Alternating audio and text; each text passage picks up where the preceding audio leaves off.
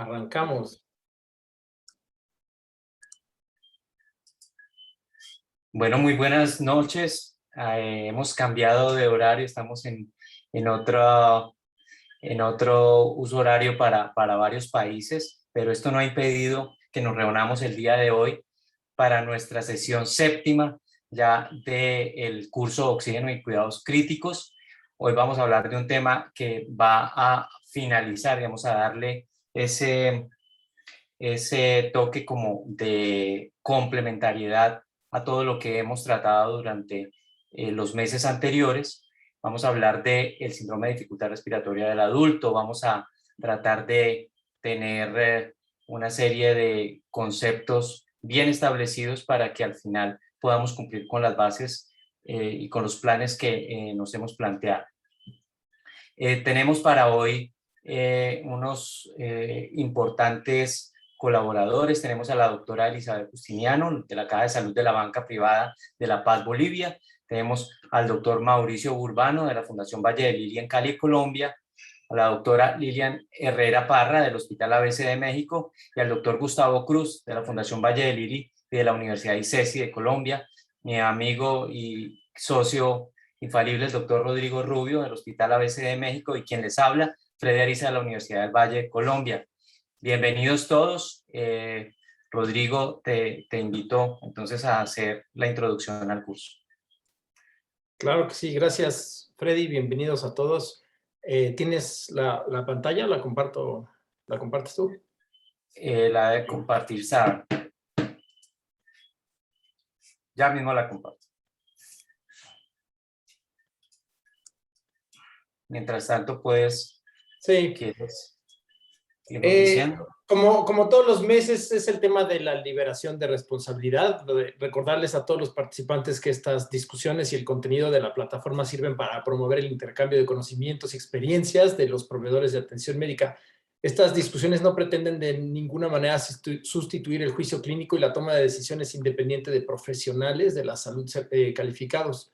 Los creadores y administradores de la plataforma hacen todo lo posible por proporcionar la información actualizada y precisa. Sin embargo, bueno, sabemos que la información cambia rápidamente y por lo tanto no podemos responsabilizarnos por información inexacta, ¿no? Los proveedores individuales son los responsables de adaptar la información para que se ajuste a la disponibilidad y recursos y estándares de sus propias instituciones.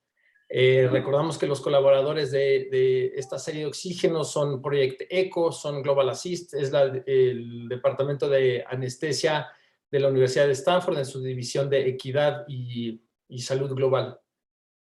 Y listo, Freddy.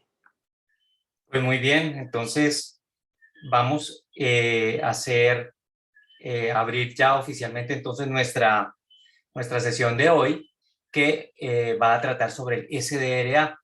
Vamos a tratar de establecer la definición de insuficiencia respiratoria, a enumerar también los tipos de SDRA y a sentar unas bases fundamentales sobre cómo se hace el diagnóstico a través de diferentes medios, por ejemplo la pulsoximetría, y a través también de unas herramientas importantísimas como los gases arteriales.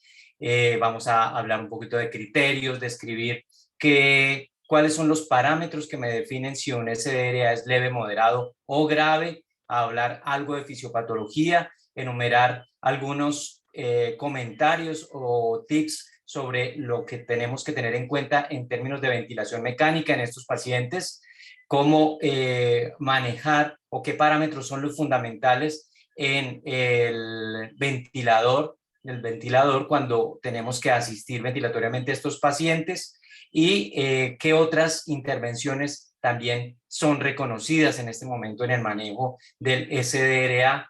Entonces, pues para esto vamos a traer de nuevo un caso que ya todos conocemos, que es el del señor T. Este paciente que nos acompañó en la sesión anterior es un señor de 46 años que presentó hipoxemia y dificultad respiratoria. Este señor tuvo un diagnóstico, un resultado positivo para SARS-CoV-2, y su curso clínico empeoró hasta insuficiencia respiratoria que requirió ingreso a la unidad de cuidado intensivo y adicionalmente intubación y ventilación mecánica. Como vemos, los signos vitales de este paciente muestran una frecuencia cardíaca de 102 latidos por minuto, una presión arterial 97,51, una frecuencia respiratoria de 35 respiraciones por minuto, tiene 37,5 grados centígrados de temperatura corporal y una saturación de 90%. El ventilador mecánico ha sido ajustado de la siguiente manera, en un modo volumen control, para una fracción inspirada del 100%, que en ese momento solamente nos daba esa saturación para este paciente de 90%, con una frecuencia respiratoria de 35 y un volumen corriente de 400 mililitros, con una presión expiratoria final positiva o PIP de 14 y una presión inspiratoria pico de 40. Entonces vamos teniendo este modelo de este caso clínico, vamos entonces a adentrarnos en el tema de falla ventilatoria.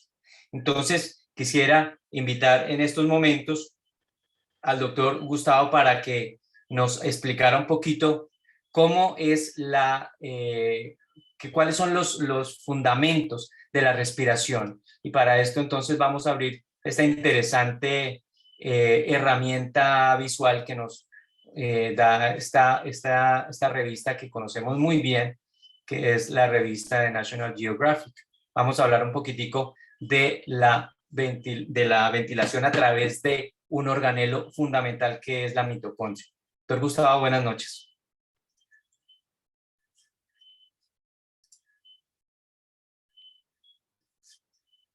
No te escuchamos, Gustavo. ¿No te escuchas, Gustavo?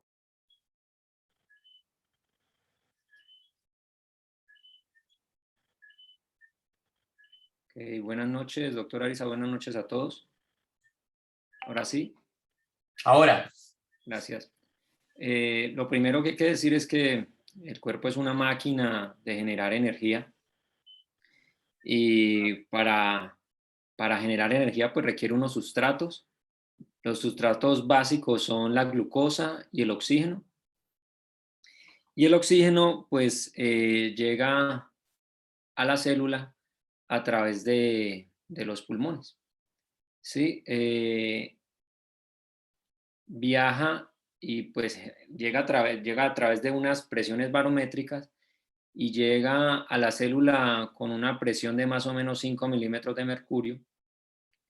Y la final organela es la mitocondria. La mitocondria, que es un órgano, recordemos, independiente, considerados casi como un ser vivo, que en épocas primitivas pues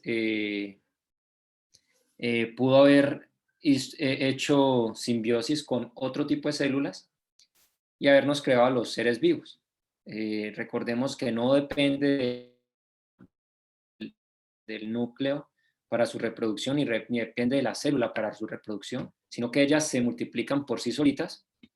Entonces eso hace pensar que en un momento dado simplemente hubo un organismo que se unió a este órgano, la mitocondria, porque es un gran productor de energía. Y este gran productor de energía lo hace a través de dos vías. Una vía que es anaeróbica y otra vía que es aeróbica. La principal diferencia entre las dos vías es la capacidad de generar energía. Porque recordemos que la moneda energética de nosotros es el ATP. Entonces nosotros medimos la energía en la capacidad de producir ATP. Si un órgano produce poquitos ATP con X sustratos, pues probablemente su capacidad es poca. Si un órgano produce muchos ATPs a partir de pocos sustratos, ese órgano vamos a decir que es muy eficiente. Bien, una mitocondria con suficiente oxígeno a través del ciclo de Krebs, a través de la generación de glucólisis, de piruvato a partir de la glucosa, a través de la glucólisis, puede generar hasta 30 moléculas de ATP. Mientras que cuando la mitocondria se ve privada de oxígeno, solamente puede generar unas cuantas moléculas de ATP y, como si fuera poco, a expensas de un deterioro gasimétrico. a expensas de la producción de lactato. Lactato que, si bien en condiciones normales, como una persona que haga ejercicio, por ejemplo, jugar fútbol, puede elevar el lactato hasta 7 milimoles por litro, pero en condiciones normales el lactato es depurado a través de otro ciclo metabólico a otro tipo de monedas energéticas. Pero si el paciente se encuentra en condiciones anaeróbicas, entonces lo que se va a traducir es poca producción de lactato, acumulación de glucosa, poca producción de energía, acumulación de glucosa y acumulación de lactato. Entonces termina en una acidosis metabólica hiperlactatémica. Por esa razón, la respiración celular es supremamente importante y se ve empañada cuando los sustratos, el oxígeno como sustrato, pues es deficiente. Básicamente eso es lo que dice la diapositiva de la respiración celular. Y podríamos seguir, doctora Arisa, con el siguiente, que es cómo ingresa el oxígeno al torrente sanguíneo. Muy bien, vamos entonces, Gustavo, entonces de lo que nos has dicho, Gustavo, digamos, para hablarlo muy fácil, la función de la mitocondria sería como producir esos sustratos energéticos que dan, digamos, ese combustible para todos los procesos celulares, ¿verdad? Exactamente, para absolutamente todos los procesos celulares. When you breathe in, air enters your nose or mouth and passes into your trachea or windpipe.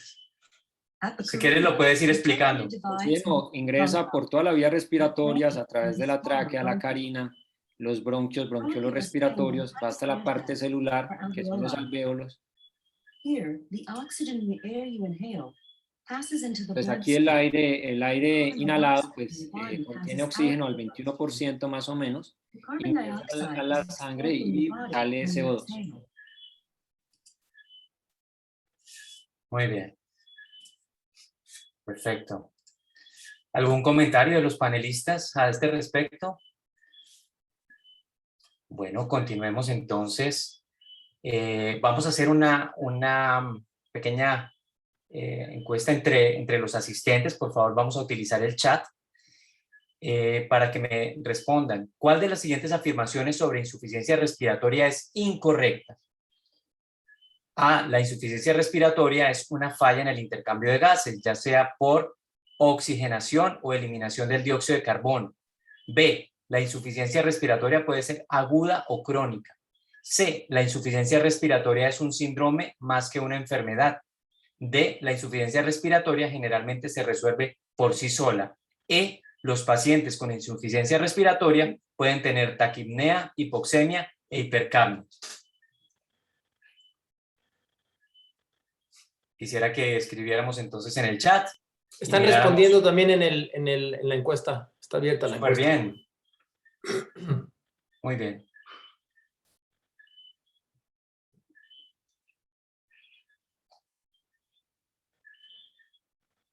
Creo que ya podemos mostrar entonces, en aras del tiempo, los resultados.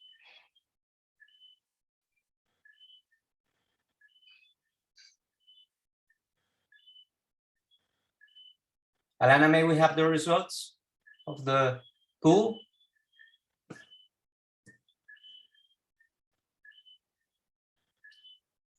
¿Que ustedes ya los ven?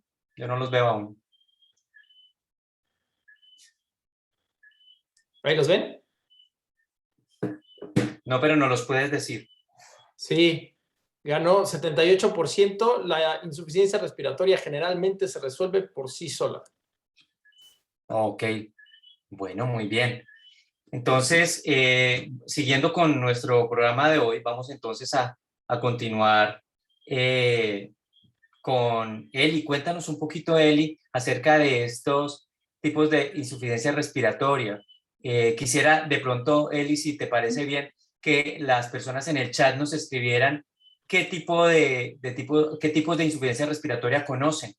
A ver, hacemos una exploración un poquito, de pronto unos 10 segundos, a ver si nos pueden escribir sobre el tema. Muy bien. Bueno, mientras van escribiendo, es importante tener claro que la insuficiencia respiratoria es la pérdida de la capacidad de nuestro cuerpo de ventilar adecuadamente, ¿no? O la incapacidad de que llegue suficiente oxígeno a la sangre o a los tejidos sistémicos, ¿no? Entonces, esta falla puede, puede estar generada por algún problema propio del aparato respiratorio o de repente algo relacionado a la mecánica respiratoria, ¿no? Pero en esencia, la insuficiencia respiratoria termina siendo la mala llegada de oxígeno a los tejidos. No sé si ya tenemos algunas respuestas para ver más o menos qué tipos de insuficiencia respiratoria creen. César Infante pone hipoxémica tipo 1 o hipercárbica tipo 2. Ajá. Leve, grave, severa. También nos escriben por aquí. Insuficiencia respiratoria aguda y crónica. Bueno, en realidad como que sí estaríamos cerca, ¿no? Porque una clasificación bastante práctica de la insuficiencia respiratoria es en 4 tipos, ¿no? La insuficiencia respiratoria tipo 1 o hipoxémica, ¿no? Cuando tenemos una presión de oxígeno menor a 50 milímetros de mercurio con aire ambiente, ¿no? Entonces, si encontramos ese parámetro en una gasometría, estamos frente a un paciente con insuficiencia respiratoria hipoxémica, ¿no? Esta habitualmente se observa cuando hay algún problema en el parénquima pulmonar o a nivel de lo que es el intercambio gaseoso, ¿no? La ventilación, perfusión, como por ejemplo un edema agudo de pulmón, una lesión pulmonar aguda. Todos estos trastornos interfieren directamente con la capacidad del pulmón de oxigenar nuestra sangre, ¿no? Entonces, puede que sea una fibrosis pulmonar o un edema pulmonar, alguna cosa que esté generando un shunt, cosa que la sangre venosa llega al pulmón, pero no puede oxigenarse adecuadamente. Tenemos la insuficiencia respiratoria tipo 2, hipercárnica o ventilatoria, ¿no? Donde tenemos una presión arterial de CO2, de dióxido de carbono, mayor a 50.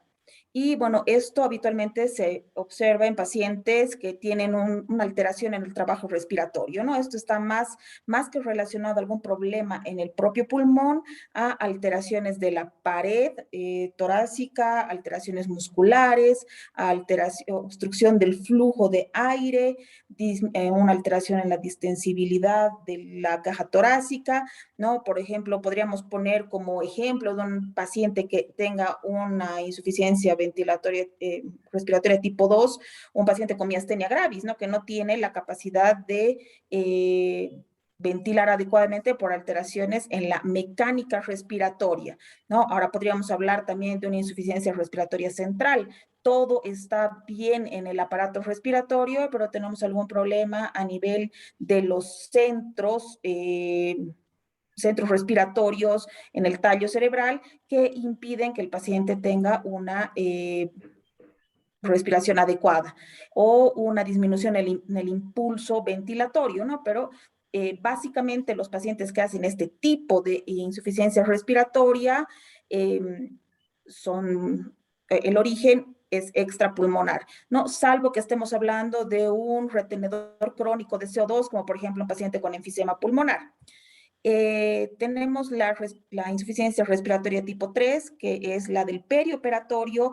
Muchos autores la consideran un subgrupo de la insuficiencia respiratoria tipo 1, ¿no? Porque comparte características en lo que es disminución de la oxigenación, alteración en la oxigenación, ¿no? Porque sabemos que durante una anestesia general, por ejemplo, tenemos la formación de atelectasias relacionadas a la ventilación pulmonar.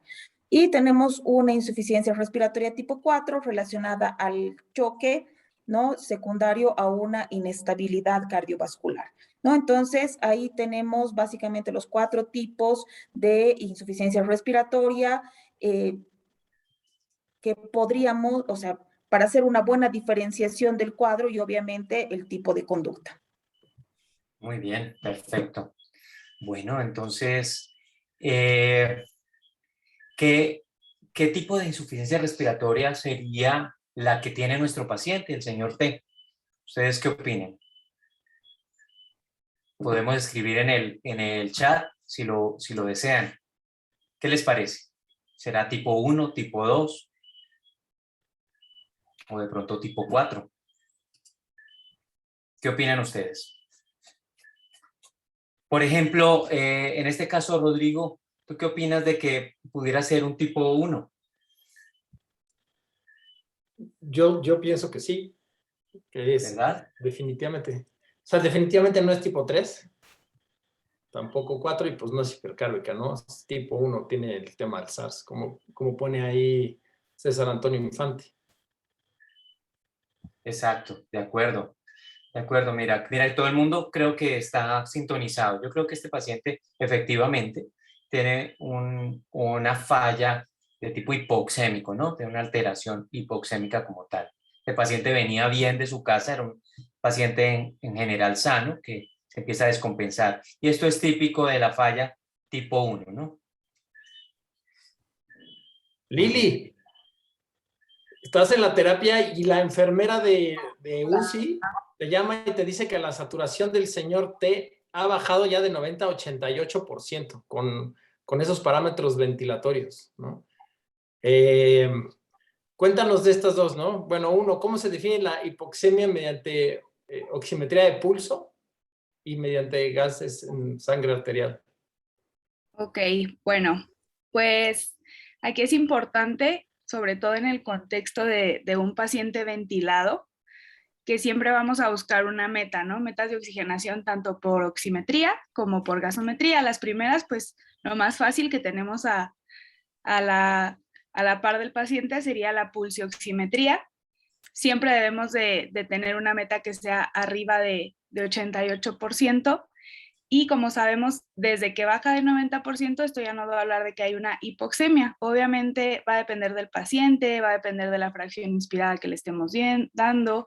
También aquí es muy importante ver que la onda esté dándose de manera adecuada. Muchas veces hay interferencia, no está colocado bien el oxígeno, y ahí va a haber como cierta confusión, pero lo que nosotros vamos a buscar siempre en un paciente bajo ventilación mecánica, las metas de este va a ser darle una saturación entre 90 y 96% con la mínima fracción inspiratoria de oxígeno, ¿no? Entonces el punto de corte sería un 90%, como le menciona aquí el texto. Bueno, ¿Y qué nos cuentas de la presión arterial?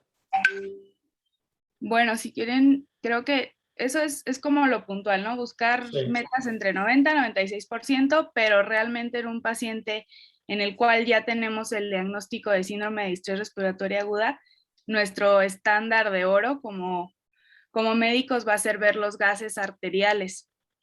En cuanto a los gases arteriales, como sabemos, mucha gente ve la gasometría y no sabe qué es lo que debe ver primero, no sabe qué es lo más importante. Debemos de ver la gasometría como un todo y debemos de individualizarla para cada paciente. En cuanto a lo que yo les puedo recomendar cuando les den una gasometría de cualquier paciente, es hacerlo siempre en el mismo orden, de manera puntual, y ver todos los componentes.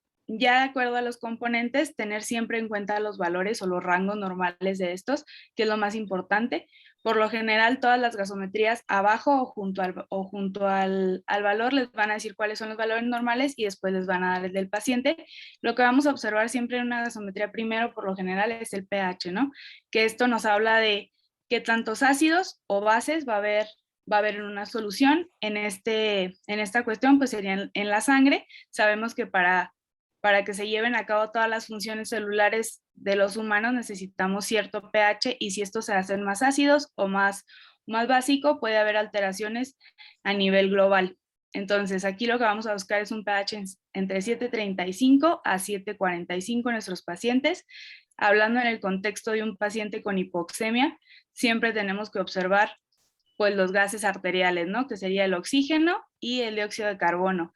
En cuanto a la presión arterial de oxígeno, un paciente sano que está saturando el aire ambiente a nivel del mar siempre tiene que tener una presión de oxígeno arriba de 90 o entre 75 o 100 milímetros de mercurio, Si esta es más baja, ya vamos a estar hablando de lo que es una hipoxemia. Entonces, después del pH vemos la presión arterial de oxígeno. Muy seguramente el paciente en cuestión tiene una presión arterial de oxígeno baja. Aquí también va a ser muy importante considerar un índice de oxigenación, que creo que un poquito más adelante vamos a hablar de esto, y el diagnóstico en sí de insuficiencia respiratoria o de hipoxemia lo vamos a dar por este índice, que va a ser dividir nuestra presión arterial de oxígeno entre la fracción inspirada que le estamos proporcionando a nuestro paciente o que el paciente tiene, y siempre vamos a buscar que esta sea arriba de 60. También es importante observar el CO2 porque igual estos pacientes, a pesar de que el predominio es hipoxemia, llega un punto en el que también nos van a hacer una insuficiencia respiratoria tipo 2 y van a generarnos hipercapnia o, dependiendo de nuestra ventilación mecánica, que más adelante lo tocaremos, también pueden retener CO2. Y la saturación de oxígeno también es algo que en el contexto del paciente con una alteración en la respiración debemos observar.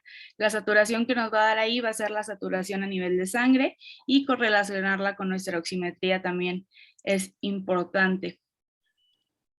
De acuerdo, Lilian.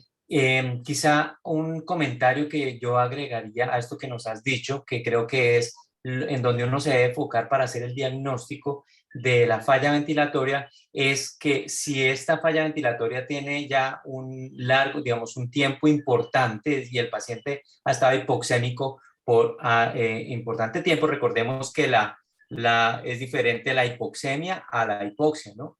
Entonces, si el paciente ya esa hipoxemia ha terminado o ha generado una hipoxia importante a nivel de los tejidos, vamos a comenzar a ver una repercusión sobre todo importante sobre el déficit de base o sobre el mismo bicarbonato, lo cual nos indica que ya hay una repercusión en los tejidos de esa caída importante en la capacidad de entrega de oxígeno a los tejidos.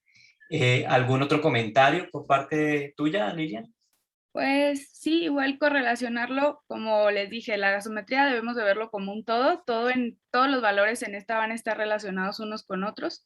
Al momento de que la parte ventilatoria se afecta, obviamente la parte metabólica va a ser la que compense. Entonces, si tenemos alterado la respiración, pues lo que lo va a compensar es el metabolismo. Y también algo muy importante que no se mencionó ahí, el lactato. Por lo general las gasometrías nos van a marcar los niveles de lactato, y no siempre debemos de guiarnos por pero recordar que el punto de corte es en 2 milimoles por litro, y un lactato elevado nos habla de hipoperfusión a nivel tisular, lo cual puede estar condicionado por el mismo componente del distrés respiratorio. De acuerdo. Recordemos que el lactato no es que sea un tóxico, es precisamente un sustrato energético que se utiliza en esas condiciones de hipoxemia, y por eso es un buen representativo de la condición de anaerobiosis que pueda tener el individuo. Pero bueno, entremos ya en la definición. Yo creo que es importante irnos enfocando ya en qué es el SDRA. Doctor Burbano, cuéntenos un poco qué significan las letras del término SDRA. Si quiere, hacemos la pregunta para todos ustedes mientras Mauricio en un momento nos hace la aclaración. ¿Qué significan las letras SDRA? Síndrome de dificultad respiratoria de adultos, síndrome de dificultad síntomas de dificultad respiratoria de adultos, dolencia aguda de enfermedad respiratoria, esa es la mejor. Síndrome de dificultad respiratoria aguda. Bueno, miremos entonces.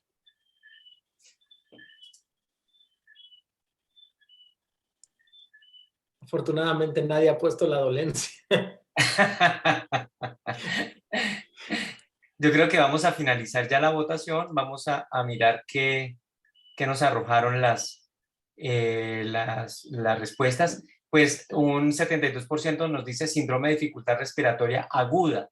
El otro dice síndrome de dificultad respiratoria de adultos. Cuéntanos, Mauro, para aclararnos cómo es esto. ¿Qué significa SDRA? Buenas noches a todos, ¿cómo están? Bueno, en la actualidad las siglas SDRA significa síndrome de dificultad respiratoria aguda. Pues hay que remitirnos un poco a la historia y entender de dónde es que viene este síndrome. Y la primera vez que se describió fue en el año 1967 y lo describió el doctor Asper. Él encontró que 12 pacientes en el centro donde él trabajaba presentaban un cuadro de taquipnea, disnea e hipoxemia refractaria. De esos 12 pacientes, 7 fallecieron, es decir, más de la mitad de esos pacientes. Y los hallazgos post-mortem de estos pacientes encontraron que existían membranas hialinas, ¿sí? Y por eso al principio se trató de diferenciar el síndrome de membrana hialina que se encontraba en el respiratorio de los recién nacidos del adulto. Entonces al inicio era muy común que encontrar que dijeran síndrome de dificultad respiratoria del adulto, pero después se aclaró que la fisiopatología era completamente diferente. Entonces ese término de síndrome de dificultad respiratoria del adulto se cambió, ¿sí? Y en la actualidad se define como síndrome de dificultad respiratoria agudo. Y el síndrome de dificultad respiratoria agudo, pues para resumirlo así brevemente y en términos no muy complejos, es una afectación pulmonar inflamatoria. Lo característico es que esta afectación inflamatoria compromete los dos pulmones, es bilateral, ¿sí? Y la característica de ellos es que aparece un edema hemorrágico a nivel alveolar. Esta presencia de este edema hemorrágico a nivel alveolar altera la función pues, principal del pulmón, que es el intercambio de oxígeno. Entonces el paciente comúnmente pues lo vamos a ver hipoxémico, porque la difusión del oxígeno se va a ver limitada. Y en algunos pacientes el CO2, que obviamente va a salir a través de los pulmones, pues no va a salir de una forma adecuada y el paciente en sus etapas posteriores del síndrome de dificultad respiratoria aguda se puede encontrar hipercápnico.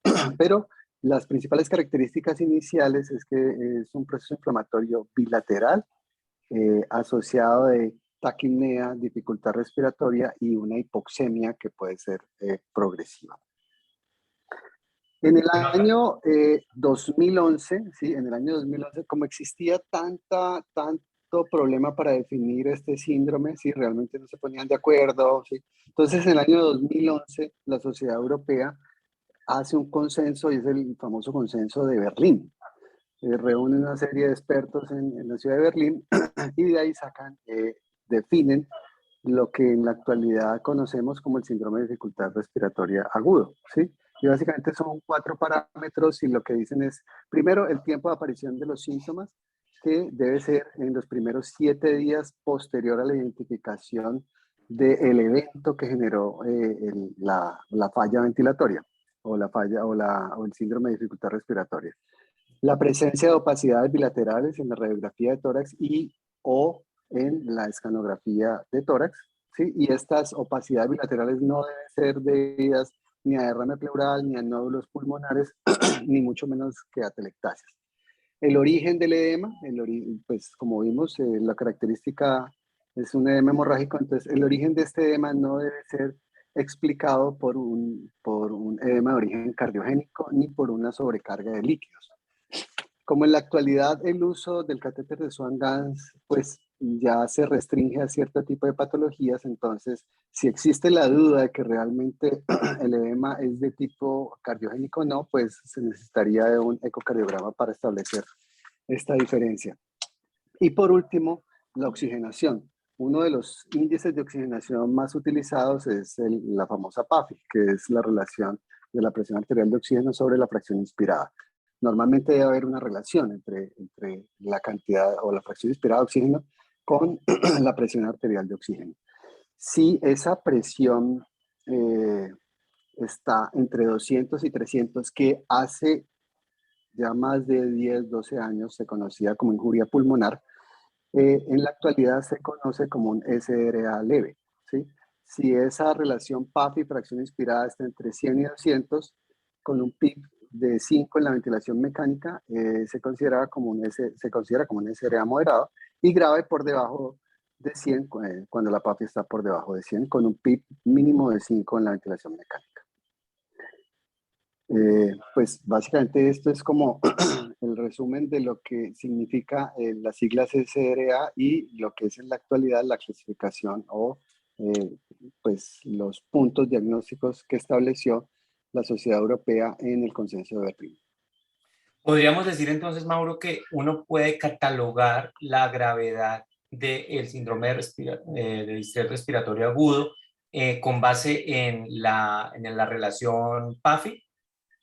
Sí, pues uno de los, digamos que la PAFI es un índice de oxigenación. No es el único, no es el único, pero digamos que es como el más fácil y la forma de medir, todos podemos medir la fracción inspirada de oxígeno que está recibiendo el paciente y en unos gases arteriales medir la presión arterial de oxígeno. Y miramos la relación que existe entre la PAFI y la fracción inspirada. Ese nos da un valor, ¿sí? Y de acuerdo a ese valor podemos establecer la gravedad del síndrome de dificultad respiratoria aguda. Perfecto, perfecto, entendido. Más que suficiente. Hay una herramienta que les vamos a recomendar bastante y es la posibilidad de esta fundación que es Ariadne Labs, que utiliza recursos y patrocinio para permitirle a las personas que no pueden pagar una suscripción a páginas como UpToDate poder hacerlo. Entonces, nuestra recomendación es aplicar a una nueva, vamos, a una suscripción, y en la suscripción uno va a poder, digamos, crear un nuevo usuario.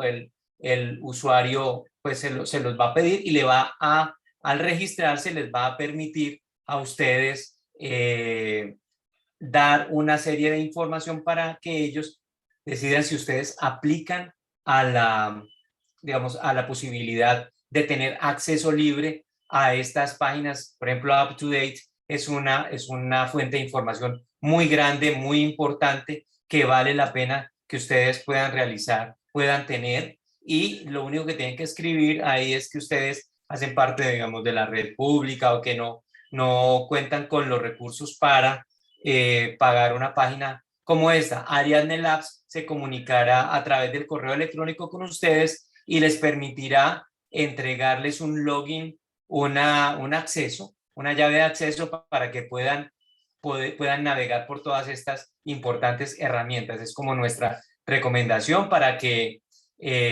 hagan esta suscripción a través de esta página Ariadne Labs y puedan pues gozar de estos beneficios. Bueno, muy bien. Ahora tenemos, Rodrigo, que nosotros con esto que nos ha dicho Mauricio podemos hacer cálculos muy sencillos. Entonces sí, miremos a ver cómo podemos de pronto catalogar esta dificultad respiratoria aguda de este paciente.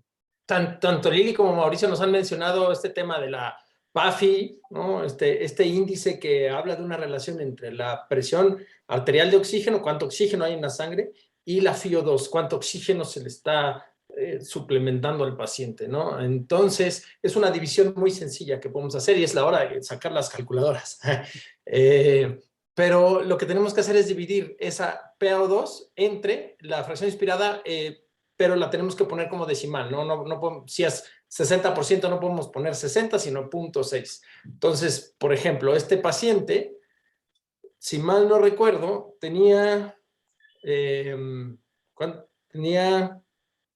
Vamos a mirarlo. A ver. Sí, para que lo calculemos. Claro que sí. Ahí está. No, está... Una fracción inspirada de 100. Fracción inspirada de 100 y la PaO2 está en 60, si mal no recuerdo que habíamos dicho hace rato, ¿no? Vamos a mirarlo. Se ha reducido a 88 la saturación, que más o menos nos daría como unos 54 de presión arterial de oxígeno. Entonces, más o menos. Sí, más o menos lo que tendríamos que hacer es la PaO2, que sería 54, y dividirlo entre, bueno, pues aquí sería 1, porque sería 100%, ¿no? Pero,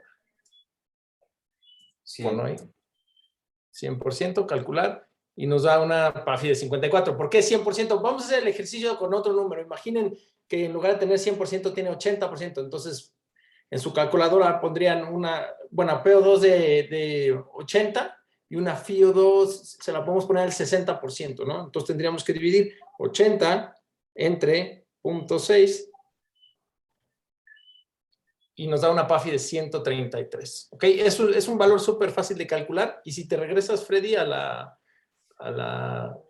referencia, ahí viene de cuál es lo normal y cuál no es normal. Entonces, arriba de 300 se considera normal.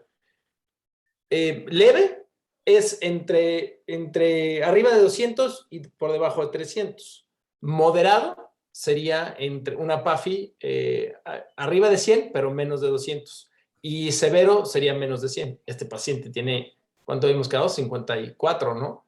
De PAFI. Tiene un SDRA severo, ¿no? Entonces tiene un SDRA severo, exactamente. Ya, Y es un valor súper fácil de calcular, nada más necesitamos tener una gasometría arterial para conocer la PaO2, saber qué FiO2 le estamos dando al paciente, y con eso hacemos esta división y tenemos pues este índice o este valor, ¿no? Sí, como para también aquellos sitios donde no hay opción de tomar una posibilidad de unos gases arteriales, puedo decirles que cuando uno tiene una saturación de 90%, en una oximetría de 90%, la presión arterial de oxígeno está en 60. Si está por debajo de esto, pues ya se viene aproximando hacia cero, es decir, por ejemplo, una saturación de 85 tendrá probablemente una PaO2 de 50-53%. Quizá calculando podríamos incluso pues también llegar a un aproximado de la PAFI, ¿verdad? Efectivamente. Muy bien. Listo. ¿Algo más para decir si se puede diagnosticar SDRA cuando no se dispone de gases? Permíteme un momentico, vamos acá, ¿no? Entonces, en este punto, vamos entonces a definir, doctor Cruz, los tipos de SDRA. ¿Uno podría diagnosticar SDRA cuando no dispone de gases en sangre?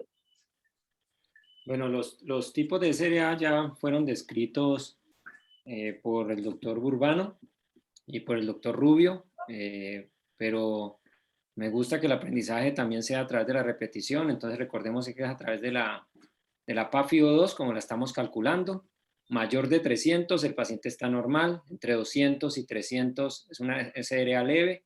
Entre 100 y 200 es un SDRA moderado. Y menor de una PAFI menor de 100 es un SDRA severo. ¿Listo? En algunas partes, pues, podemos no disponer de gasimetría para hacer el diagnóstico de SDRA. Entonces, hay una escala que es la modificada, que básicamente modifica la definición de Berlín, o no la modifica, sino que la ajusta para aquellas partes donde la gasimetría no es posible, y es la modificación de Kigali. La modificación de Kigali lo que hace es dividir la saturación de oxígeno, la saturación parcial de oxígeno, es decir, lo que medimos a través de la pulsoximetría, con la FiO2. Si esa saturación parcial de oxígeno sobre la FiO2 nos da menor o igual de 315, probablemente eso corresponde a una PaFiO2 menor de 300 y nuestro paciente está cursando con un SDRA. Ese estudio ha sido validado por muchos otros estudios, y pues ha mostrado diferentes cambios en su sensibilidad para diagnosticar SDRA. Sin embargo, pues es una herramienta útil cuando no contamos con gasimetría.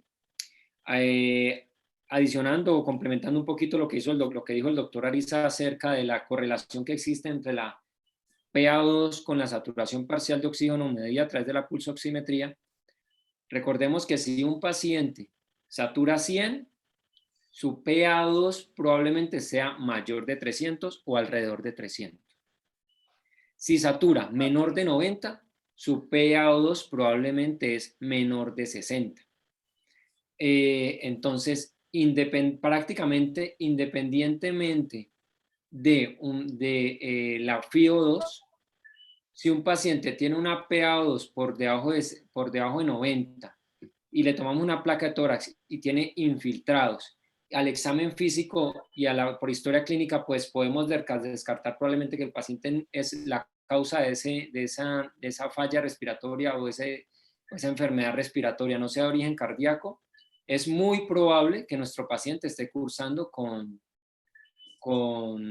un SDRA, por lo menos leve. ¿Listo? Muy probable. ¿Sí? Obviamente hay que hacer más análisis para pues, poder dar un diagnóstico más exacto. Pero básicamente es lo que les digo, con la escala modificada de Kigali, uno puede hacer el diagnóstico de SDA sin unos gases arteriales.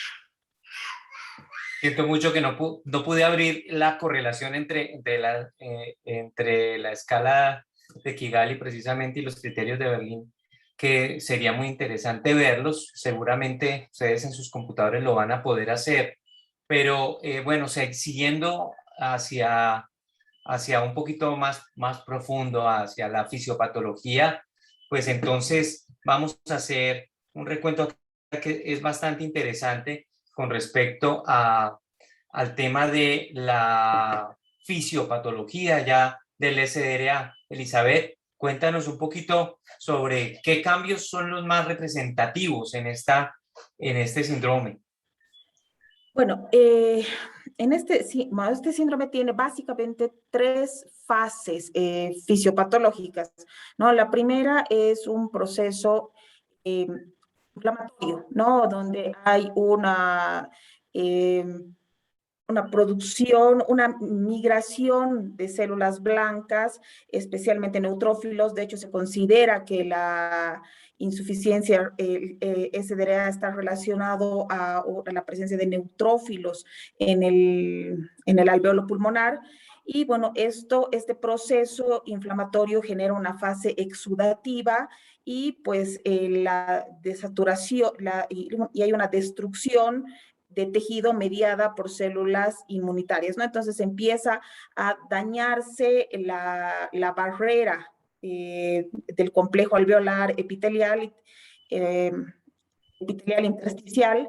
Y bueno, ahí se inicia la segunda fase, ¿no? Que es una fase exudativa, donde empieza a haber mayor llegada de células blancas propias de cualquier proceso inflamatorio. Hay una pérdida de la permeabilidad alveolar, ¿no? O más bien un incremento, una alteración en la permeabilidad alveolar que permite la infiltración o la salida de líquido al espacio, ¿no? Entonces ahí es donde empieza a producirse el síndrome de dificultad respiratoria, y pues cada vez más esto se hace más intenso, además de neutrófilos, y empiezan a llegar macrófagos. El foco inflamatorio se hace cada vez más intenso, se va propagando aún más.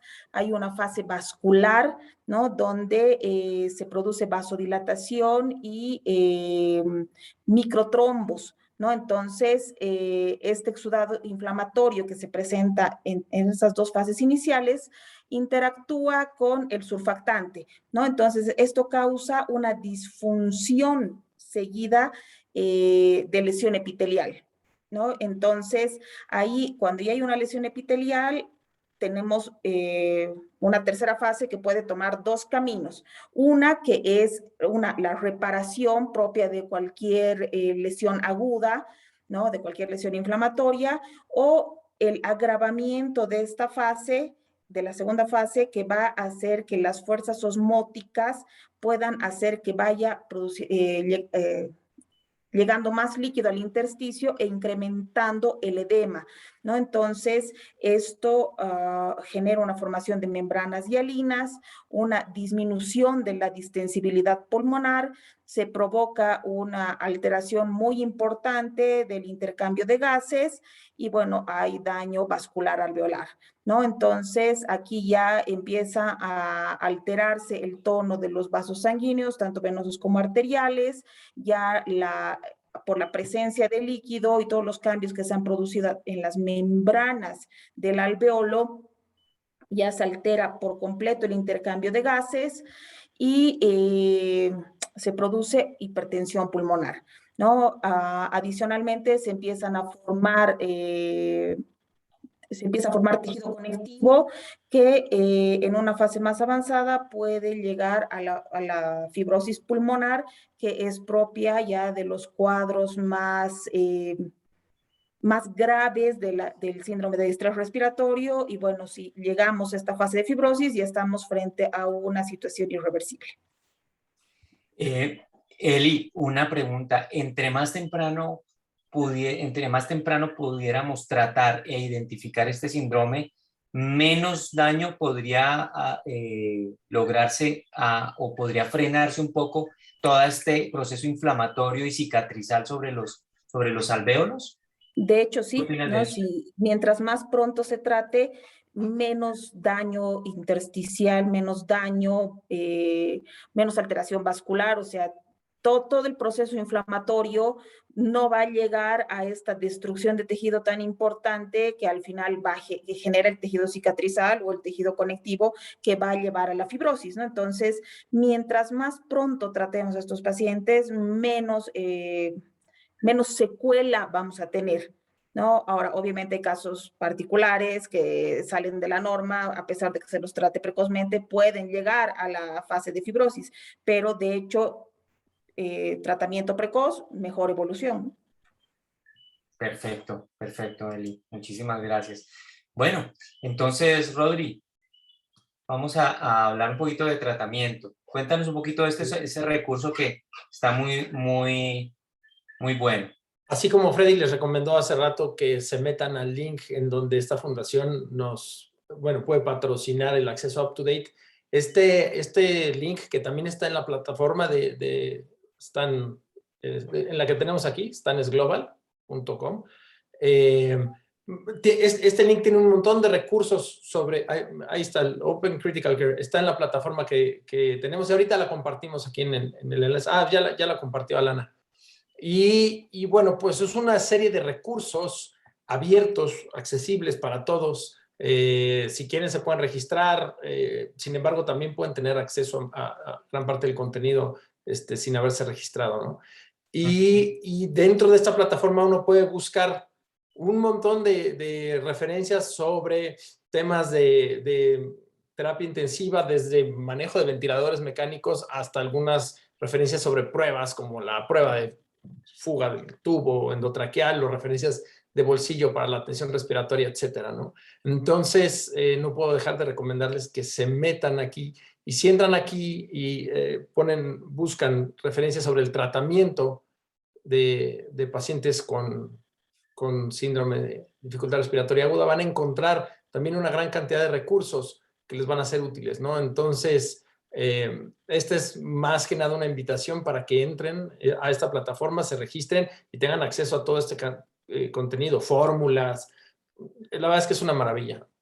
Sí, hay una cantidad de información. Mira que ahí también está uno para que se pueda hacer el login en Ariadne Labs y también verificar la elegibilidad para herramienta gratuita de todas estas, por ejemplo, de UpToDate. Yo creo que valdría la pena que todo el mundo, todos los que están conectados, hicieran ese intento de obtener ese pase gratis a UpToDate, que tiene una información súper valiosa. Súper valiosa. Mira, por ejemplo, sobre cómo hacer programación de ventiladores, le dan a uno también enlaces a aplicaciones de celular. No, si pones ahí en la búsqueda SDRA, te va a aparecer hasta en español. Acá, ¿no? Sí. Ahí por palabra clave le pones SDRA y abajo le pones español, donde viene filtrar por idioma. Ahí arribita. Ahí. Otra vez para que ya sube tus filtros y te va a aparecer, vas a ver abajo. No, sí, viene mucho. Ahorita no salió, pero ponle ahí español. Acá está, mira. Ahí están. Acá está, por ejemplo, una gran cantidad de... Uy, ya te regresaste. una gran cantidad de recursos, ¿no? Entonces, es la invitación para que visiten esta página. Sí, está muy completa, la verdad, en español. Yo creo que es de las que más tiene información, ¿no? Y es gratis. Y es gratis, exactamente. Bueno, pues muy bien. ¿Tú nos vas a hacer la introducción al tema de ventilación mecánica? Lili. Bueno, Lili, cuéntanos un poco sobre qué es lo importante que debemos saber las personas que no tenemos mucha experiencia en cuidado intensivo sobre ventilación mecánica en este escenario de la falla ventilatoria. Bueno, justo como mencionan, les voy a dar así como los puntos clave y puntuales que son lo que todo médico general debe conocer en cuanto a la ventilación mecánica. Como sabemos, una ventilación espontánea es con presiones negativas, que es lo fisiológico, ¿no? Pero al momento de nosotros instaurar la ventilación mecánica, lo que vamos a hacer es darle presiones positivas al paciente, o sea, se vuelve para nada fisiológico. ¿Y qué conlleva esto? Sobre todo lo más importante, que con esto podemos dañar al paciente. A pesar de que este es el tratamiento, lo podemos dañar el pulmón y condicionarle que nunca lo podamos destetar de un ventilador. Entonces, lo más importante al momento de que nosotros calculemos o vayamos a programar un ventilador, lo primero es la causa, ¿no? En este caso, un paciente con síndrome de distrés respiratorio agudo, debemos de cuidar. Aquí nos ponen 6 puntos que los vieron como los más importantes, y debemos de respetar valores que ya han sido establecidos, que ya han sido estudiados por más de décadas, que son los que nos van a ayudar a asegurar, a disminuir la mortalidad del paciente, y pues el punto final de esto es poder extubarlo, ¿no? Y pasarlo de nuevo a un modo ventilatorio espontáneo.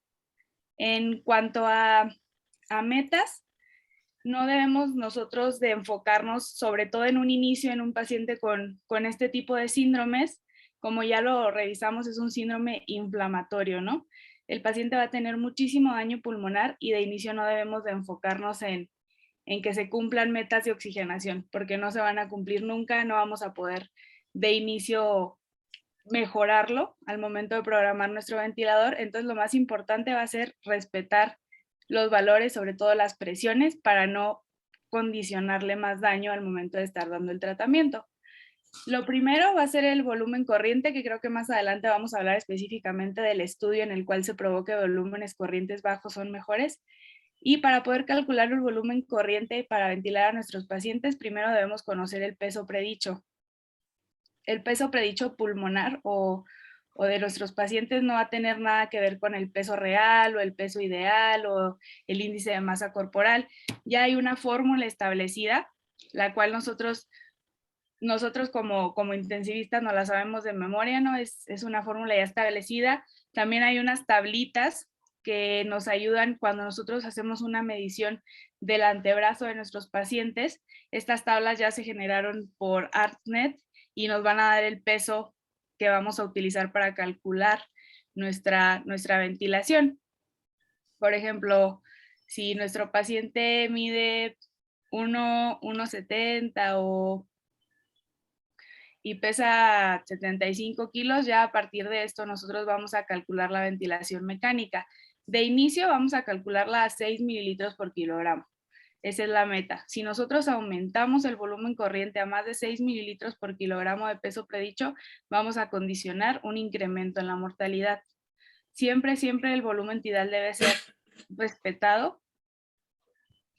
Se ha visto, como más adelante vamos a ver, antes se utilizaban volúmenes tidales hasta de 10 a 15 mililitros por kilogramo, pero esto aumenta la mortalidad de manera exponencial y es muy deleterio utilizarlos. Entonces, siempre 6 mililitros por kilogramo del peso predicho. Si quieren, ahorita les paso la fórmula escrita en el chat, y las tablas, las fotos creo que por aquí las tengo para que las tengan a la mano, o pueden usar este tipo de calculadoras en Medicalc y en muchas aplicaciones que ya tenemos a la mano, ¿no? En nuestro celular. Después de esto, me parece que venía como segundo punto, la fracción inspirada de oxígeno. Siempre vamos a buscar la fracción inspirada de oxígeno más baja, con la cual nuestro paciente nos genere saturaciones entre 90 a 96%. Tampoco vamos a tratar de buscar que nuestro paciente sature al 100%. Esto también, como sabemos, la hiperoxia nos genera producción de radicales libres y también nos genera daño o nos perpetúa el daño que se está generando por el mismo síndrome que tiene el paciente. Entonces, si nosotros necesitamos una fracción inspiratoria de oxígeno muy baja, para mantenernos en 90%, así dejamos a nuestro paciente. Nunca vamos a tratar de llevarlo al 100% y siempre la más baja que nos tolere. No se tiene que buscar tampoco tener una fracción inspiratoria baja de inicio. Por lo general, al principio vamos a tener fracciones inspiratorias de 80, de 85 y hay que irla titulando. Esto es muy dinámico, toda la ventilación mecánica es muy dinámica, entonces siempre buscar la más baja que el paciente nos tolere hasta llegar al 21%, que es lo que nosotros respiramos al aire ambiente. Después vienen lo que son las presiones, ¿no? Las presiones que en las curvas del ventilador podemos observar y que todo el tiempo nos las va a estar midiendo.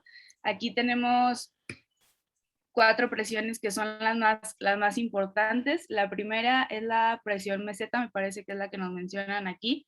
Esta nos va a hablar sobre la presión a nivel del alveolo, a nivel del parénquima pulmonar. Y el punto de corte para decir si nosotros estamos perpetuando el daño en el pulmón va a ser de 25, ¿no?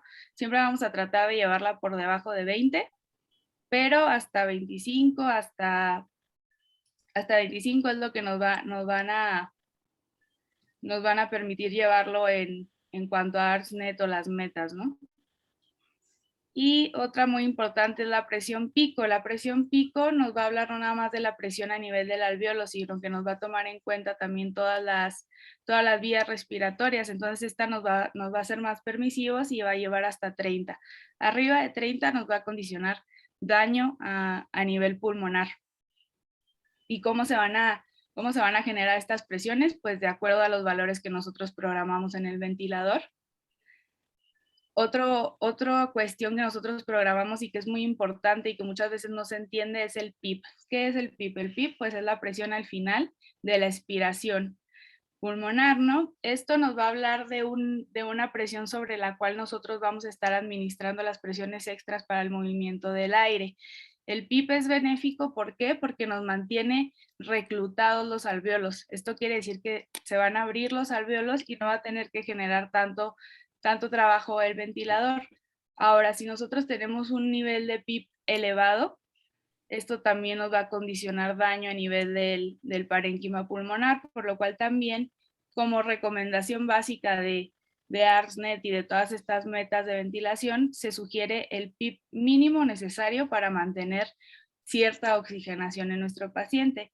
Como recomendación personal, hay unas tablas igual ya establecidas dependiendo de los niveles gasométricos del paciente y de la saturación. Tú puedes colocar este PIP y de ahí ya ir pues haciendo dinámico la manera y tratarlo de bajar. El punto de corte para decir si es un PIP alto o un PIP bajo va a ser 12 centímetros de oxígeno y por lo general no debemos de poner un PIP abajo de 5. Siempre de inicio 5 centímetros, que es lo fisiológico, y tratar de mantenerlo por debajo de 15. Más de 15 ya va a condicionar mucho daño a nivel pulmonar. Ahora, también existe lo que es la presión de conducción, que es un nuevo término que viene en auge desde el 2015 por la Escuela de Latinoamérica del doctor Amato. Esto va a ser ya despejando fórmulas y como conclusión, lo que nos habla es el poder que le estamos nosotros otorgando al pulmón con la ventilación, o sea, el daño que le estamos dando al momento de programar el ventilador y cómo lo calculamos nosotros a la par del paciente va a ser restando la presión meseta, que no la va a calcular el ventilador, menos nuestro PIP. Y lo que nosotros buscamos es que esta presión de conducción sea menor a 13. Arriba de 13 se ha relacionado también con un incremento de mortalidad. Y creo que la última que nos ponía la presión inspiratoria máxima, pues va a ser la presión pico. Entonces, como conclusiones, nosotros como médicos lo que vamos a programar va a ser volumen, PIP y también la fracción inspirada. Siempre el volumen 6 mililitros, siempre programan los 6 mililitros de peso pedicho, la menor fracción inspirada y el PIP como recomendación iniciar en 5 y de ahí valorar si nosotros tenemos que subirlo o bajarlo dependiendo de nuestro paciente, pero nunca llevarlo más allá de 15 y siempre respetar los valores de presión pico de 30 y presión meseta de 25. Porque si nosotros empezamos a mover los valores para condicionarle mejor oxigenación al paciente, porque obviamente tú puedes tener un paciente con muy buena oxigenación bajo ventilación mecánica, pero tener una presión pico de 40. Entonces va a ser más deleterio que benéfico para nuestro paciente. El punto de la ventilación mecánica es condicionarle tiempo para que se desinflame el pulmón y poderlo ir progresando. Entonces, de inicio no busquen metas de oxigenación, sino metas de presiones. Siempre es como la recomendación que yo les puedo dar. Y también otra cosa muy importante, muchas veces tratamos de mantener niveles de CO2 muy bajos o tratar de con la ventilación barrer más CO2. El CO2 pues no es tan malo como lo pareciera y no hay que ser tan estrictos en cuanto a estos valores. Yo creo que lo que deben de enfocarse siempre en ser estrictos son en las presiones. 30 pico, 25 meseta y la menor fracción inspirada que se pueda en los pacientes. Yo creo que eso es así como lo básico sobre ventilación Listo, mecánica. Lili. Este artículo que creo que fue icónico para tratar de ajustarnos a lo que llamamos ventilación protectora, ¿qué nos puedes contar de esta publicación ya de hace 20 años? Pues sí, como podemos observar, fue hace más de 20 años, desde hace más de 20 años ya nos hablaba sobre los volúmenes bajos, ¿no? Que si a mayor volumen corriente, si nosotros distendemos muchísimo el pulmón o lo que hacían eran calcular el peso a 10 a 15 mililitros por kilogramo, daban unos volúmenes de 800, 850. ¿Y qué nos condicionaba esto? Se vio que a los 30 días y a los 90 días la mortalidad incrementaba muchísimo. En cambio, cuando ventilaban a los pacientes con 6 mililitros por kilogramo y no eran tan estrictos en cuanto a parámetros de oxigenación o de CO2 o de pH, tenían mejor curso de la enfermedad y mejor pronóstico. Realmente es lo que nos debemos llevar de esto, respetar el valor de 6, nunca más de 6 mililitros por kilogramo de ventilación mecánica, y recuerden que todas estas recomendaciones son en pacientes con ARDS. Un paciente sano obviamente lo podemos nosotros ventilar. Por ejemplo, cuando entra un paciente a cirugía en anestesia, nosotros podemos ponerle volumen tidal más alto, pero porque su pulmón está sano. En un pulmón dañado sí debemos de respetar este valor de 6 mililitros por kilogramo y también siempre estar calculando lo que les dije, la presión de conducción, ¿no? Esta diferencia de presiones, que todo esto nos va a hablar de la fuerza o del poder que nosotros estamos ejerciendo en el pulmón del paciente, que al final es lo que lo puede dañar o llevar a que lo extubemos y pasarlo de nuevo a ventilación espontánea. Así es. Mauricio, qué pena, yo acá me salté tu intervención. ¿Algún otro comentario sobre este trabajo que fue muy importante para definir esta abordaje de la ventilación mecánica? No, pues ya como la doctora Herrera ampliamente nos expuso y muy claramente, pues sí, es un estudio muy icónico, ¿no? Es el estudio ARMA, y que fue diseñado por el grupo de ARSNet. El grupo ARSNet pues ya culminó su trabajo en el 2014, pero pues dejó una serie de trabajos y una serie de enseñanzas sobre el manejo de los pacientes con SDRA. Y sí, obviamente lo clásico de este estudio y lo que se comenta mucho es que pues el estudio nunca se terminó. El estudio se detuvo como en el paciente 861 para ser exacto, debido a que en uno de los análisis del estudio pues se demostró que los pacientes que se ventilaban a 6 mililitros por kilo, de acuerdo a la fórmula que ellos utilizan para el cálculo del peso, pues mostraban un 22% de disminución en la mortalidad y lo mismo de un 20% de disminución en el tiempo de permanencia en el ventilador. Entonces, con estos criterios, pues decidieron suspender el estudio pues, por los efectos benéficos encontrados.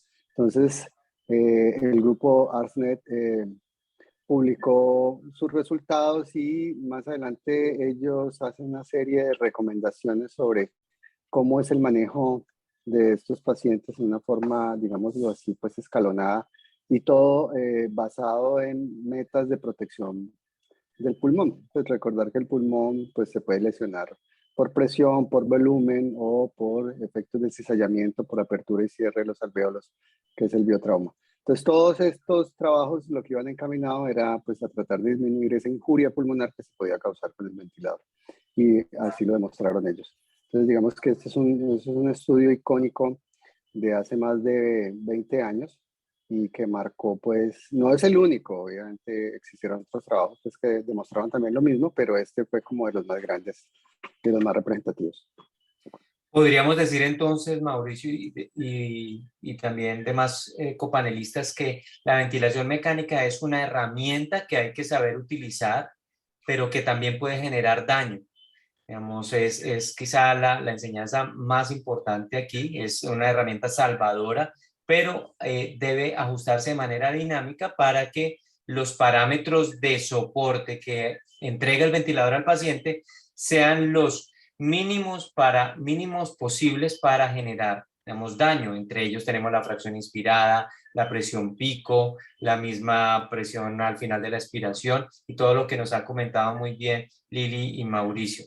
Bueno, entonces vamos a continuar ya para irnos a la recta final, que ya no nos queda mucho tiempo, hablar un poquito de parálisis. Cuéntanos entonces, Eli, ¿cuáles crees tú que son los puntos a favor y en contra de de obtener un bloqueo neuromuscular en estos pacientes con falla ventilatoria? Bueno, en realidad es un tema extremadamente controversial, ¿no? Si vemos la literatura, las referencias que nos muestra la herramienta, vemos que hay artículos que nos dicen que sí es muy eficiente, o sea, mejora mucho la evolución del paciente, tenerlo paralizado, relajado, y mejora, obviamente, eso sí lo tenemos muy claro, el acople al ventilador mecánico, ¿no? Entonces, según algunos datos, sí podría ayudarnos a disminuir todas las presiones y toda la fuerza que se ejerce a través del ventilador, ¿no? Sin embargo, hay otro estudio que nos habla que incluso el estudio fue suspendido a la mitad porque no demostró ningún beneficio a favor, o sea que los dos grupos, tanto el control como el grupo tratado, pues tenían exactamente los mismos resultados tanto en términos de mortalidad y recuperación. Entonces, en esencia, sí es un tema controversial. Habemos muchos a favor de la relajación muscular. Me imagino que de repente entre los copanelistas existe gente que no está tan de acuerdo con esto, porque realmente el tema, incluso en la literatura, es muy, muy variado, ¿no? O sea, hay muchos pros, muchos contras. Si bien la relajación muscular nos ayuda a acoplar al paciente y adaptarse mejor al ventilador, en estos casos de distrés respiratorio agudo, de repente estamos hablando de personas que se vayan a mantener hasta más de un mes conectadas al ventilador. Y bueno, también se ha visto que estas personas cuando se recuperan tienen una pérdida muy importante de la fuerza, el tono y la masa muscular, ¿no? O sea, más intenso que las personas que no han sido relajadas. Entonces, pues, ¿qué te puedo decir? Tiene tantos pros como contras y bueno, ya ahí se debe definir el riesgo y el beneficio cuando decidamos o no usar relajación muscular. Digamos, todos estos resultados son evaluando días enteros o semanas enteras de este abordaje, pero ¿cuál sería tu recomendación para nosotros que recibimos nuestro paciente en nuestro centro de salud o nuestro hospital de primer y segundo nivel y los parámetros son difíciles de acomodar? ¿Tú crees que en inicio el bloqueo neuromuscular nos ayudaría a mejorar esos parámetros ventilatorios para llegar a esas Sí. metas? De hecho, sí, o sea, en un inicio la relajación muscular no solamente nos ayuda a adaptar al paciente al ventilador, sino también nos facilita el proceso de la intubación, hace que sea mucho más fácil de realizar, que no, tengamos una mejor visión y obviamente menos, el paciente ejerce menos fuerza. O sea, yo sí considero que en un inicio, sí, por lo menos hasta que el paciente pase a un centro de mayor complejidad, sí vale la pena mantenerlo relajado. Perfecto, Eli. Bueno, muy bien. Vamos entonces a pasar a otro tema interesante que es el manejo de los líquidos en estos pacientes. Invito al doctor Cruz. Gustavo, cuéntanos un poquito sobre cómo debería uno abordar estos pacientes, si liberal o definitivamente de manera un poquito conservadora. Definitivamente el manejo liberal en este tipo de patologías, pues no se recomienda. El trabajo que empezó a marcar el camino fue uno que se publicó hace más o menos 15 años, en el 2006, que mostró básicamente pues que los pacientes que eran manejados de manera restrictiva versus aquellos manejados con manejo liberal de líquidos, pues aunque tenían la misma mortalidad a 60 días, tenían mejores índices de oxigenación y tenían menor días de ventilación mecánica o mayores días libres de ventilación mecánica. Básicamente, este trabajo pues lo que mostró es que los pacientes que tenían un balance positivo en el día, al final de la semana, mayor de 6 litros versus los que tenían balance negativo, pues tenían esos mejores desenlaces.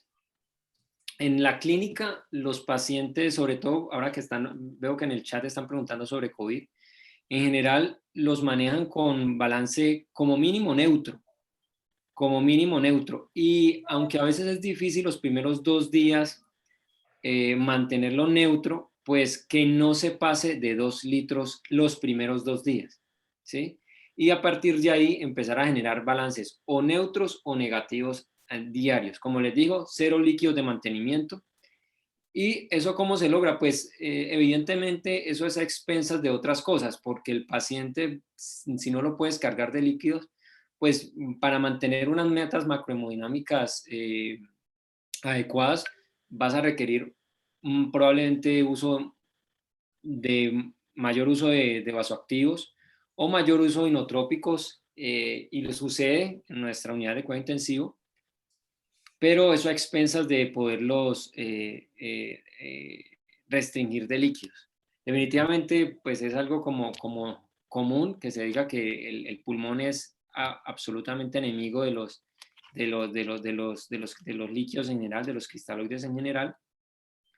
Y la recomendación es acerca de lo que le estoy diciendo, no ser un poquito más bondadosos con los inotrópicos y los vasoactivos, pensando en mantener metas macrohemodinámicas y poderlo restringir de líquidos, no más de 2 litros los primeros 2 a 4 días, ojalá balance neutro y no líquidos de mantenimiento. Son recomendaciones generales, obviamente como siempre, esto tienen que ajustarlo a las condiciones de cada una de sus instituciones, pero en general esto es lo que se hace en los pacientes con SRA y los pacientes con COVID que hacen parte de este espectro, y los desenlaces han sido buenos también. Muy bien, sí, de acuerdo. Yo creo que en estos pacientes que en un principio en su falla ventilatoria pues no pueden recibir vía oral, pues tampoco hay que llegar al extremo de no aportarle lo mínimo que necesita, digamos, los requerimientos basales, pero una vez se logre, digamos, esas metas y sobre todo manejando la clínica, revisando que el paciente no vaya a tener deshidratación, si esa tendencia a que el vasopresor se está incrementando notablemente, también nos puede hacer pensar que nuestro paciente esté requiriendo digamos, de una reposición de líquidos, y sobre todo en el contexto de la sepsis, en donde también sabemos que también dejar a los pacientes secos puede traer bastante morbilidad, ¿no, doctor Gustavo? Absolutamente cierto, doctora Arisa. Yo creo que, no sé cómo sean los otros países, de pronto Elizabeth, Rodrigo, Lilia nos pueden informar, pero acá en Colombia hemos notado una tendencia a ser demasiado restrictivos. Y me gusta que el doctor Ariza haga ese aporte porque mi mensaje es hacer un poquito, mi mensaje puede llevarnos a eso, pero noten que cuando hablo de los primeros 2 a 4 días digo que 2 litros siquiera no más de 2 litros positivo. Y estamos hablando ya de una carga hídrica bastante considerable. Pero hay una tendencia en las nuevas generaciones a ser demasiado restrictivos y tampoco es la idea, porque recordemos pues que de manera natural tenemos ciertas necesidades hídricas diarias que no podemos desestimar y que también debemos tratar. Bien. Normalmente el SDA también puede cursar con otras condiciones como el paciente séptico, que también, pues evidentemente por su síndrome de fuga capilar, por sus otras condiciones, por su gasto energético, pues puede tener unos requerimientos hídricos más altos y debemos analizar esto en nuestro paciente. Bueno, muchísimas gracias. Lilian, cuéntanos un poquito sobre el posicionamiento en Prono que ganó muchísima protagonismo en esta situación del COVID. Bueno, en cuanto al Prono, como dicen en COVID es moda utilizar las sesiones de decúbito Prono. Esto es realmente una de las 3 terapias de rescate más utilizadas en los pacientes con síndrome de dificultad respiratoria aguda. ¿Y por qué es que nosotros utilizamos el Prono? Lo más fácil y para entenderlo un poquito es el área pulmonar, ¿no? Obviamente el área pulmonar posterior es muchísimo mayor que la anterior. Al momento de nosotros hacer este cambio de posición, todas esas zonas dependientes que tenemos en posición supino se van a ventilar o se van a reclutar al momento de nosotros cambiar la posición. Por gravedad, las zonas mejor ventiladas de nuestro pulmón van a ser las posteriores y bajas. Entonces, al momento de realizar esta maniobra, lo que vamos a mejorar va a ser reclutamiento de alvéolos, incremento del área pulmonar en la cual nosotros vamos a generar intercambio de gases y con esto vamos a ayudar a mejor oxigenación y mayor barrido de CO2, ¿no? Entonces, como les comenté, es una terapia de rescate. Si el paciente realmente no la requiere o está respondiendo bien a la ventilación en supino, no debemos de considerarlo. En COVID lo utilizamos bastante porque los pacientes tienen una hipoxemia muy refractaria o nos retienen muchísimo dióxido de carbono y esta es una terapia que nos ayuda bastante a mejorar estas 2 situaciones. En cuanto a cuándo decidir lo de la cuestión del prono, es cuando no mejora, cuando tenemos una oxigenación abajo de 55 a pesar de estarle dando ventilación protectora y estarle dando una máxima fracción inspirada de oxígeno, o cuando no logramos barrer CO2 con otros métodos. Ahora, como médicos, lo más importante para nosotros en Prono es, nosotros debemos tomar la delantera y ser los líderes y siempre ir a la cabeza del paciente, ¿no? Cuidar mucho la vía aérea, lo que sería el tubo, es nuestra prioridad, cuidar que el tubo no se mueva ni se salga y cuidar que todas las vías centrales, porque por lo general vamos a tener a nuestros pacientes con catéter central con múltiples fármacos pasando y con el ventilador y el circuito conectado. Hay que evitar que se desconecte cualquier cosa que esté en nuestro paciente y evitar lesionarlo. Entonces, nosotros somos los que vamos a estar encargados de la cabecera del paciente en todo momento, cuidando el tubo y al momento de dar la vuelta, cuidar sobre todo cervicales y que quede en una posición en la cual no estemos lesionando, que hagamos hiperextensión de cuello, que tengamos las extremidades tanto en flexión o en extensión extrema. Es como lo más importante al momento de generarlo, como podemos observar en el video. A la cabecera no se desconecta ninguna de las líneas, ya ven el circuito ventilatorio, las líneas centrales, que todo se mantenga en posición y todo esté libre. Y ahí lo ideal es cuidar también los puntos de presión, ¿no? Poner, por ejemplo, geles o almohadas para que el paciente no se lesione mucho. Contraindicaciones de prono sería un paciente inestable hemodinámicamente, porque esto lo puede inestabilizar más y es mejor no moverlos cuando los pacientes están en esta situación. Y si el paciente ya está muy lesionado o ya presenta heridas muy importantes o tenga algún tipo de infección, sobre todo a nivel de tórax y cara, también es una contraindicación relativa. Muy bien, perfecto. Yo creo que con eso hemos abordado muy bien lo que tiene que ver con el paciente en prono. Mauro, ya como casi no tenemos tiempo, háblanos un poquito sobre qué papel tienen los vasodilatadores pulmonares en este tema.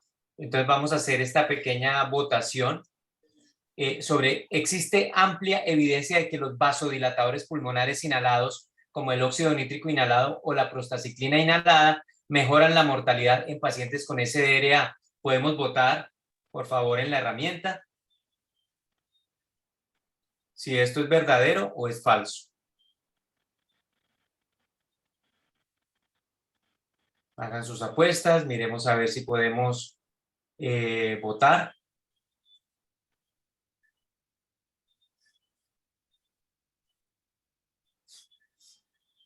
A ver muchachos, a ver, vamos a participar. Falso. Bueno, estamos como empatados, bueno. Muy bien, vamos a finalizar la votación y miremos a ver, dice, la gran mayoría de personas coinciden en que no hay una evidencia muy grande sobre este tema. Pues vamos a mirar a ver. Entonces, Mauro, cuéntanos un poquito sobre este tema. Bueno, gracias. Bueno, sí, como dice la mayoría, pues eso es falso. La mayoría de los trabajos que se han hecho con óxido nítrico se ha utilizado para, bueno, dentro de las múltiples estrategias para el SDRA, el óxido nítrico vino como a tratar de mejorar la alteración de la relación ventilación-perfusión que estos pacientes tienen, ¿sí? Lo típico de estos pacientes es que como existe un edema a nivel de los alvéolos, se altera la relación de ventilación-perfusión y hay un aumento del shock. Pero en las fases posteriores empiezan a haber alteraciones de la circulación pulmonar y empiezan a haber microtrombosis y puede haber aumento de la presión a nivel precapilar del alvéolo. Entonces la idea del óxido nítrico era tratar de mejorar esta alteración de la relación ventilación-perfusión. Pero los resultados en la mayoría de los trabajos no es satisfactorio. Pues dice que mejora los parámetros de oxigenación, pero no hay cambios ni en la mortalidad ni en la morbilidad a 30 días. Entonces, la mayoría de los trabajos muestra que no hay cambios en la mortalidad con el uso de óxido nítrico. Y ahí existen algunos reportes que cuando se utilizan en dosis altas el óxido nítrico, pues puede generar alteraciones de la función renal y en algunos trabajos está descrito la presencia de metahemoglobinemia. Entonces, pues su uso está restringido básicamente ya a pacientes en estado muy avanzado de su enfermedad y a hipoxemia francamente refractaria. Muy bien, podríamos decir que no es un tratamiento como primario, tal vez, así como la ventilación mecánica o de pronto la posición en prono, que son más relevantes en estas fases iniciales del SDRA, ¿no? Sí, perfecto, no es un tratamiento inicial. Muy bien. Bueno, vamos entonces a ver en qué terminó nuestro caso. El señor T ha estado en la UCI durante 10 días bajo nuestro cuidado después de recibir ventilación mecánica y dexametasona, recibió también relajación neuromuscular y se sometió a una posición prona. En ese tema duró durante 5 días, después se le administró prostaciclina inhalada y su balance de líquido se mantuvo negativo usando medicamentos diuréticos intermitentes. En el día 8 la oxigenación comenzó a mejorar, la fase aguda comenzó a reducirse, sus requerimientos de fracción inspirada de oxígeno y presión expiratoria final positiva disminuyeron y permaneció hemodinámicamente estable. Y al día 10, usted considera que el señor T está tan bien que vamos a destetarlos de la sedación y el destete adicional del ventilador y pronto, y entonces hace una prueba de ventilación espontánea con la esperanza de extubación. Entonces, pues en este caso, este paciente pues logró salir adelante después de una fase aguda bastante difícil. Te invito entonces, Rodrigo, a que nos cuentes qué aprendimos hoy. Entonces, para resumir los temas que vimos, 1, definimos lo que es insuficiencia respiratoria, enumeramos los tipos de insuficiencia respiratoria que hay. Lo que hicimos fue también definir hipoxemia mediante pulso oximetría y la hipoxemia mediante el análisis de gases arteriales. Los 4 criterios claves para la definición del CEDRA, del síndrome de distrés respiratorio agudo: aplicar la modificación de Kigali para diagnosticarlo, describir cuál es leve, moderada o severa, describir la fisiopatología que ocurre en este síndrome, enumerar los principios de ventilación protectora de los pulmones, entender qué parámetros de un ventilador mecánico se ajustan para la oxigenación, entender qué parámetros de un ventilador mecánico se ajustan para la eliminación de CO2, aplicar las intervenciones apropiadas que se saben mejoran la oxigenación en pacientes con este síndrome y aplicar intervenciones apropiadas que mejoran los resultados en pacientes con este síndrome. Bueno, muy bien. Por algún defecto de mi computador no pude abrir bien lo relacionado con la modificación de Kigali. Queda de tarea para que ustedes lo revisen con más detenimiento y con un café en la mano este tema. Ya entonces damos cierre a nuestra sesión de hoy, una sesión muy extensa pero muy interesante. Agradecemos a nuestros copanelistas por toda esa información que nos dieron y a ustedes, queridos participantes, por haberse conectado hasta el momento. Voy entonces a dar la despedida y a dar las gracias. Cualquier pregunta que tengan, por favor, escríbanos a eco@cisinternational.org y vamos entonces ya el 7 de diciembre a terminar nuestro año con un tema súper práctico que son las cánulas nasales de alto flujo, ese dispositivo que cambió para muchos la historia de lo que era la posibilidad de terminar en ventilación mecánica y presión positiva no invasiva.